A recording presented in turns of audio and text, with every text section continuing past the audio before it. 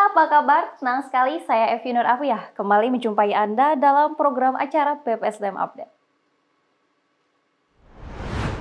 Pemirsa, Badan Pengembangan Sumber Daya Manusia Kementerian Dalam Negeri menggelar seminar online dengan tema menumbuh kembangkan karakter kebangsaan yang tangguh dan juga menerapkan nilai-nilai ASN yang berakhlak.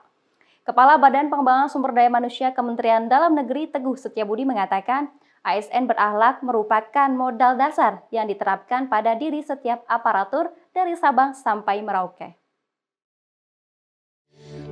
Seminar online dilaksanakan melalui Zoom Meeting pada Kamis 3 Februari 2022 lalu. Menurut Teguh, terdapat nilai dasar atau core value dari ASN berakhlak yang telah diluncurkan oleh Presiden Joko Widodo pada Juli 2021 tersebut. Berakhlak merupakan singkatan berorientasi pelayanan, akuntabel, kompeten, harmonis, loyal, adaptif, dan kolaboratif. Tapi saya berharap bahwa dari seminar online ini, ASN berakhlak sekali lagi tidak sekedar knowledge, tapi juga bisa menjadi values. Berakhlak bisa menjadi values, sekaligus juga menjadi suatu belief yang kemudian kita implementasikan dalam kehidupan kita sehari-hari. Teguh menegaskan bahwa seluruh ASN dari berbagai latar belakang profesi harus mempunyai tujuan dasar yang sama, yaitu memberikan pelayanan terbaik untuk masyarakat.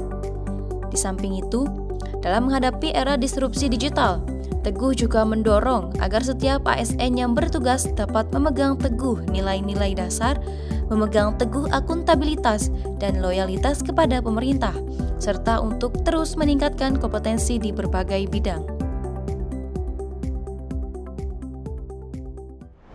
Pemirsa, Direktorat Jenderal Bina Pembangunan Daerah mendorong masyarakat agar berperan aktif dalam urusan pembangunan di daerahnya masing-masing.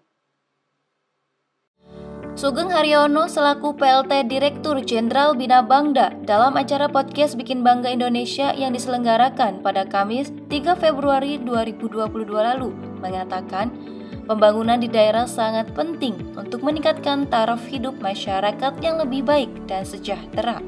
Pentingnya partisipasi masyarakat dalam penyelenggaraan pemerintah berpengaruh terhadap capaian target pembangunan. Dan tadi dinamika pembangunan, inilah yang kami jawab dengan bagaimana antar pemangku kepentingan di daerah itu semua fokus untuk mengatasi permasalahan yang real ada di lapangan. Contoh tadi jalan. Jalan itu tidak cukup hanya diatasi oleh Dinas PU loh. Tapi juga tentu saja ini masyarakat berperan serta aktif. Misalnya mulai dari tadi menginformasikan boleh. Masyarakat juga nanti setelah itu menjadi jalan yang bagus memeliharanya. Keterlibatan masyarakat juga berperan penting untuk mengawal kebijakan pemerintah, serta mengontrol atau sebagai pengingat agar proses perencanaan kebijakan terlaksana dengan optimal. Namun dalam implementasinya, perencanaan pembangunan di daerah kerap mengalami hambatan, salah satunya yaitu soal anggaran.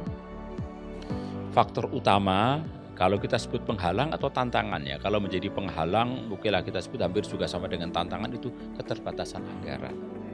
Memang begitu banyak yang harus dilakukan, maka cara yang paling baik adalah pemerintah daerah mengurangi anggaran yang sebetulnya tidak perlu. Salah satu yang paling penting adalah belanja personil. Kalau sekarang ini, bayangkan kalau APBD itu 50% hanya untuk gaji pegawai. Pemirsa, dalam mendorong peningkatan kompetensi staf ahli kepala daerah, Badan Pengembangan Sumber Daya Manusia Kementerian Dalam Negeri menggelar rapat persiapan bimbingan teknis untuk mendukung kinerja staf ahli dalam menyusun kebijakan publik di daerah. Rapat yang dilaksanakan pada Rabu 2 Februari 2022 lalu tersebut membahas tentang pentingnya peranan staf ahli dalam proses pembangunan di daerah.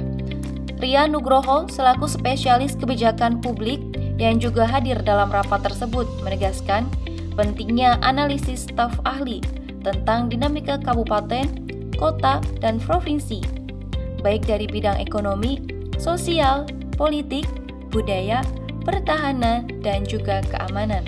Staf ahli adalah helper, jadi dia membantu, menghebatkan, nggak lebih dari itu. Tetapi tugasnya berat, termasuk menyelamatkan kepala daerah dari korupsi. Itu penting, kenapa? Kasus kepala daerah yang korupsi sangat banyak. Dan biasanya itu berasal dari proyek-proyek yang itu agak susah dipertanggungjawabkan keuangannya. Kalau ada staf ahli, diharapkan dia ikut menggaransi dengan demikian upaya untuk bukan beratas lah, meminimalisir dari korupsi di daerah. Kita bisa mendirikan staf ahli. Rian berharap Kemendagri dapat meyakinkan kepala daerah untuk mendayagunakan staf ahli sebagai instrumen kerja kritikal yang menjadi second opinion kepala daerah dalam mengambil kebijakan. Pemirsa, kasus COVID-19 di Indonesia kembali melonjak, maka tetap waspada dan selalu patuhi protokol kesehatan COVID-19. Demikian BPSDM Update kali ini. Terima kasih dan sampai jumpa.